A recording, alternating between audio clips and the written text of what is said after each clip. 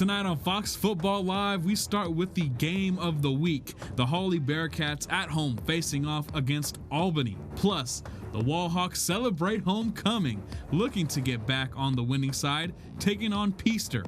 Also, the Lakeview Chiefs are back at home, suiting up against Lubbock. And lastly, TLCA San Angelo has home advantage against Ingram Moore. Week 4 of the 2023 season starts now.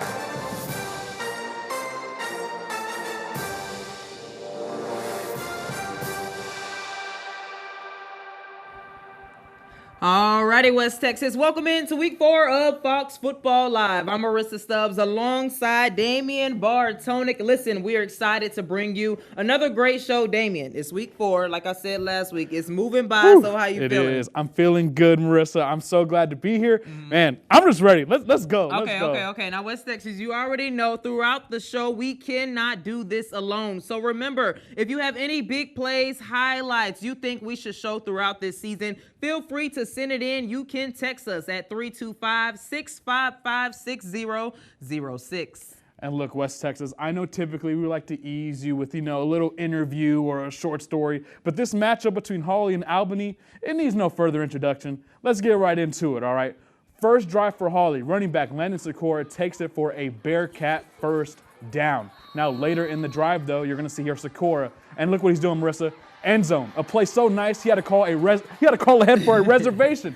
Bearcats up 6-0, but they weren't done. A 2-point conversion here puts them up 8-0. Now, first possession for the Lions. Quarterback Chip Chambers drops back and zips a pass to wideout Branson Beal, who does his Jay Jettas impersonation, taking it into Bearcat territory. Next play, fullback Adam Hill, that's right, fullback, picks up the first down. Now, Lions inside the 5. Hill takes the handoff and punches his way into pay dirt. 8-7, Bearcats still. Now, Bearcats ball, up 8-7 like I said.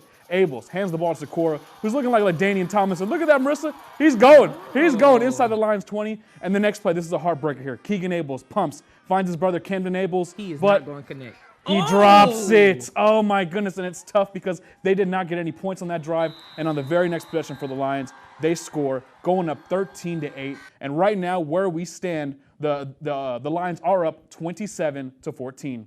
Alrighty, now we're going ahead and take a look at the Wallhawks because it is homecoming week for them, and tonight they are facing Peaster. Now, last week, like I said earlier, the Hawks lost in overtime 14-17 against Jim Ned, but walking into this week, the team is using that specific game as motivation to get better. Now, here's head coach Houston Guys speaking on what the team improved on in practice. We made some changes offensively. We made some adjustments. We got to clean some things up on our offensive line. We've got to get better at moving the ball on the ground. That's one of those things where we left there, and none of us, our offensive linemen and myself, we weren't happy with the way we played offensively. And so we came in and we're going to clean that up. We're going to make some changes and see if that doesn't help us. I love that guy. Yeah, that Houston guy. I love that guy. Best coaches ever. Absolutely. Well, something else I love, homecoming. Don't you miss homecoming? And like you mentioned, it's homecoming. Let's see how these boys played on their biggest game of the year so far. We're going to start this one. First play. This set the tone for the Hawks. Midway through the first, and they scored. Wall easy. Hagen Barbie hits the outside zone and soars into the end zone. You like that? He soared. He's a Hawk. Okay, on the ensuing Greyhounds possession, the Hawks defense collapses the pocket, and good God almighty, Steely wants this throw back. Garen Wiggins picks it off and returns it all the way to the 11-yard line. Now, Hawks deep in their territory. Quarterback Gunnar Dillard bowls his way into goal-to-go territory, and on the very next play, Dillard, read option, keeps the pigskin, and takes it in all himself. 14-zip wall. Now, Peaster tried. They really did. They got the ball on their own 25, but they couldn't find any momentum. This one nearly gets picked. And then on the same drive, Steedley, he's looking. He's rolling. Look at him. He's out of the pocket. But he can't find anything and nearly turns it over again. And after a punt and a first down, Wall, go-to-goal territory. Nathan Pepper, looking like prime Jerome Bettis, pushes the defender out of the way into Pater, putting Wall up 20-0. And ultimately, they win this one 42-0. Now, listen, Damien, we knew Wall was going to be on redemption mode, especially after that OT loss. I remember Houston guy, he just said that it hurt. It really hurt to see his team go down, but listen, this is how you fight back. Oh, goodness. All that momentum into tonight's game. Now, we watched the action. Let's go ahead and check out the homecoming atmosphere by listening to the sounds of the game.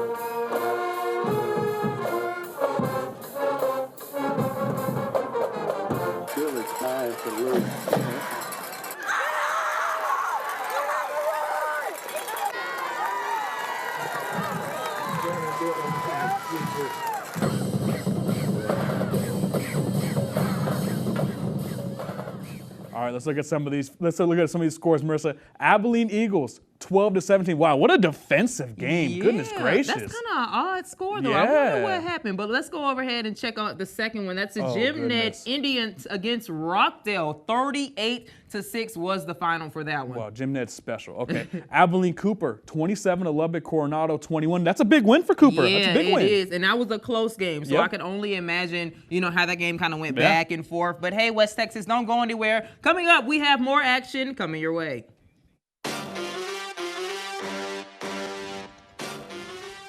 Welcome back, y'all. Now, the Brownwood Lions have been cooking this season, but are they satisfied? Let's take a look at the Lions as they prep for Glen Rose tonight. The only Lions in West Texas reside in Brownwood, as the 2023 Brownwood Lions varsity football team has found success not only in quarterback Ike Hall, but the depth at his position as well.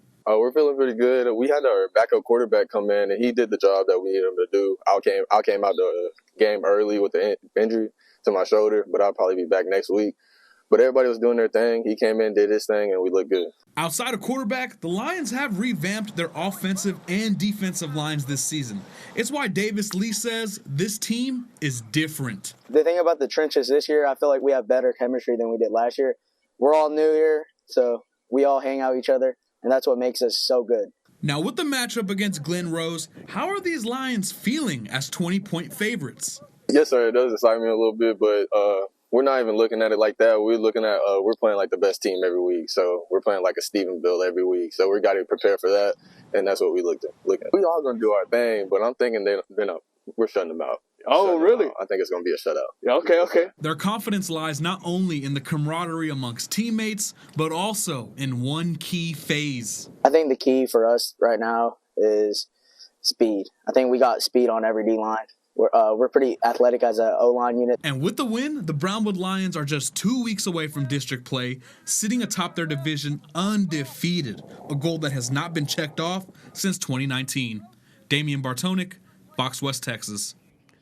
Now let's check the score of this one. Brownwood, 46, Glen Rose 34. Marissa, they said shutout. I was they said shutout. Listen, they did. Look, and I love the confidence, right? But that ain't a shutout. At all. But listen, tonight we take our very first look at the TLCA San Angelo Eagles, who were in action against Ingram Moore tonight. Alrighty, Eagles on offense. QB Lane Honey connects with wide receiver Colin Taylor, who slips through the fenders, and it would take at least 4 to bring him down. So now Ingram has the ball, and that's a QB keep. As Kai Hightower, look at him, Damien. He puts on some wheels and goes to his left and out of bounds. Eagles get it back. Honey throws to Luis Castillas, and he would get brought down eventually right here. Now Eagles try again. This time, Honey hands it off to running back Natavian Sykes, who turns up the speed on the defense, and he runs it in for a touchdown. So now it's Warriors ball, and Hightower, he looks long to Bowden Zip, who is able to make the catch. Now, this was a high-scoring game between both teams. However, Ingram Moore would lead 44-28 in the fourth quarter. Man, Marissa, that was a great game, but I love the football names tonight. I know, love right? all the great names. Bowden, and we got Chambers. We got all kinds of great football names. But something I like a little bit more is this next segment. Each week we get a chance to learn more about the athletes a little better off the field. So let's take a look at our Fox Football Q&A segment. Ethan Etheridge, running back. All right, bro. Tell me, who's your favorite NFL team? I like the Dallas Cowboys. I was hoping. I wasn't hoping. I was anticipating you were going to say that. Okay. Yes. Tell me, who's your favorite player? I like Micah Parsons. Michael Parsons. That's a great pick. Okay. Yes. Oh, you don't want to see Michael Parsons though as running back. No, no, you do not. Steak or chicken? I'm a chicken guy. Protein shakes or protein smoothies? Shakes. What's your favorite pregame song? Oh, Way Down We Go. Wait, who's that by? You don't know? I just know the song. Yeah. I'm more of a, I know that song. I don't know who's by it, though. Perfect. Okay. Yeah. My last one for you. Who has the best drip on the team? Hunter Noon. Hunter Noon. Your Hunter position. I call quarterback. All right, bro. Easiest question. Who's your favorite NFL team? Dolphins. Who's your favorite NFL player? I give it to Justin Fields. Justin Fields. I give it like to that. Justin Fields. But you like the Dolphins? You're like Justin Fields. I'm not Yeah. mad at that. Okay. Steak or chicken? Steak and chicken. Protein shakes or protein smoothies? Shake. What's your favorite pregame song? 30 bars. Big Avo. Okay, my last one for you. Who has the best drip on the team? If it's not me, I give it to Davis or my boy Cello. Hunter Noon, wide receiver, free safety. All right, bro. Who's your favorite NFL team? I would have to say the Baltimore Ravens. Oh, I was hoping you weren't going to say Dallas Cowboys. It's a great choice. Okay. Who's your favorite player? Odell. Odell Beckham. I like Yes, that. sir. Okay, tell me, what's your favorite pregame song? Pre-game song. Evergreen. By E the Prophet. Okay, that's it. I've never heard that before, so that's pretty dope. Okay, tell me, steak or chicken? Steak. Protein shakes or protein smoothies? Protein smoothies. Now, you already named drippiest on the team, so who do you think has the best drip outside yourself? I would say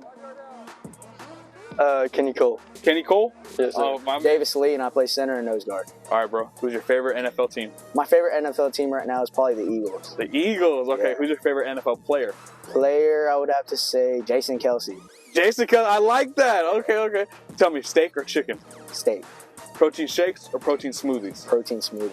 Yeah, I just had one the other day, bro. They're very, very bomb. Yeah. Okay, favorite pregame song? Favorite pregame song would have to be Skrilla by Kodak Black. I like that song. It's a great thing. And then my last one for you. Best drip on the team? Best drip on the team, I'd have to give it to Marcelo Hooker. Marcelo Hooker, already. Kenny Cole, I'm the quarterback. All right, who's your favorite NFL team? The Cowboys. Who's your favorite NFL player? Player, probably Tony Pollard. I like that. Okay, I like Tony. Okay, steak or chicken? Steak. Protein shakes or protein smoothies? Smoothies. Okay, so you've already been named as best drip on the team. Mm-hmm. So who outside of yourself has the best drip on the team? I'd probably go with Hunter Noon. Hunter Newton. Okay, that's 2 for Hunter Newton. All right, perfect. Alrighty, now let's take a look at some more scores from tonight. First, we have the Sweetwater Mustangs versus Big Spring. That was a high-scoring game, Damien, but as you can see, the Sweetwater Mustangs came out on top 49-30. Man, those Mustangs can score. We got San Angelo Central here in our backyard against the Belton Tigers. Marissa, we've been watching this one in the newsroom. 41-38 rather. That's a close one, but we're going to be keeping an eye on this one. So hard for the Bobcats. Absolutely. But let's go over to the next score where we have the Cristoval Cougars. Ouch. They got beat up bad by the Mason Punchers. Now 49-7 was the final. Marissa, if there's one thing those Mason Punchers do, they be punching they be every balling. week. Every week. Wait, don't touch that remote because coming up we will check out the Lakeview Chiefs.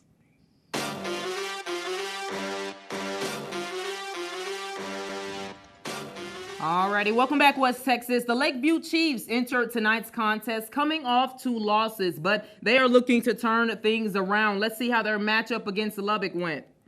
All right, Lubbock with the ball first. QB Zach Reyna takes the snap and throws to receiver Derek Torres, who makes a man miss, and he has gone all the way to the end zone for the Westerners' first 6. Now it's the Chiefs' turn. QB Austin Perez. He slings it downfield, and wide receiver Michael Duran is left all by himself. And he gets the Chiefs on the board to tie the game. Now Westerners' turn again, but you will see after the snap, the ball will eventually be dropped by the wide receiver. So Chiefs get the ball back, and QB Austin Perez feels the pressure coming, so he gets rid of it. And there's a man downfield as Braden Packard pulls it in. Lubbock now inside the 5 after this play, and they would eventually push in for another touchdown. So West Texas, this game went back and forth, but Lubbock led 43-41 in the fourth quarter. Whew, another great game. Hey, another great football name, Braden Packard.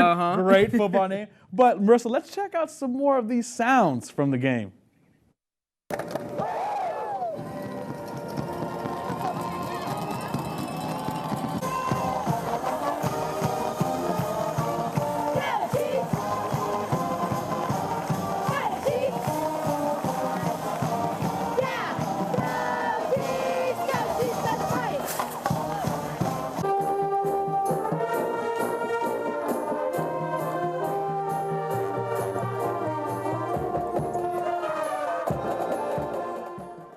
Now, Marissa, one team we haven't checked in too much with this season has been the Banks Dragons, but I got a chance to go out to their practice, see how they're doing, and they had a big game tonight, so let's see what shifted this team for the better.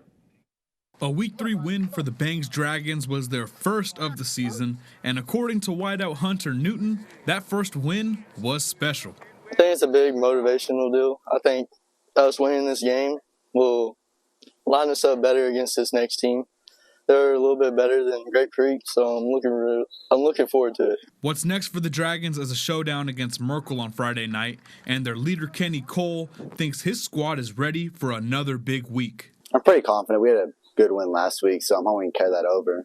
Got a tough matchup this week, but I'm pretty confident about it. So what exactly caused the Dragons' shift in confidence? Well, we really found our running back, and we've been kind of struggling this first week, so then Etheridge stepped in and had a great game last week, which pretty good. It was our coach Cole. He was pushing us to be like that, come closer, always make sure to do our job, and always be on the same page and everything. So thank him and everything for that. These young men leaned on their coach and their teammates last week en route to their first victory of the year. But what are they expecting to improve on this week against Merkel? Our pass game more. We're doing good, but I think if we get our pass game more, then we'll be elite. We completed a lot of passes. That was one of the main things about the whole game. I really like that. Entering Friday's contest as a 15-point favorite, the Banks Dragons have a shot at leaving Week 4 with a record of 2-2, which is exactly where they stood last season entering district play. Damien Bartonek, Fox West, Texas. Now, they mentioned the pass game, right? And this one started out a 40-0 game. Merkel was up on them 40-0.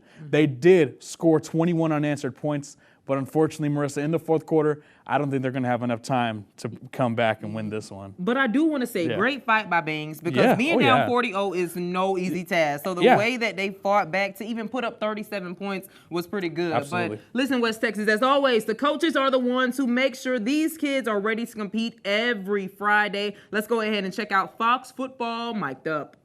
Defense, let's go! JVD! Adrian, get over here. We want to step and we want to invite him down inside. We want to work his outside shoulder. All right, so let's go ahead and work this right here. Let's go 54. 54 on 101. Ready. It's weird. It's weird. It's a new. We're kind of adjusting the scheme. And center, make sure we're putting our head on the correct side. We know he's leaving. We know he's leaving right here, so we've got to still hold once he leaves. We're moving. Let's go. Let's go. So your head's got to be where? Your head's got to be on the right side, on the correct side, which is the right side. So make sure your head's here. He's just going to give a chip, and then he's off. Walk. Good, Etheridge. Good. No. Hey, I need to make an adjustment on Bama. Okay, that minus you got in the first game was my fault. Okay, on Bama. For him as he takes that. Okay, let's work on 22, 23 real quick. We don't have a whole lot of time. Let's go 22 out of this 3-4. Doesn't matter if it's a 3-4. It's just regular silver with no crack. You get right here, DJ. Riley, you see that?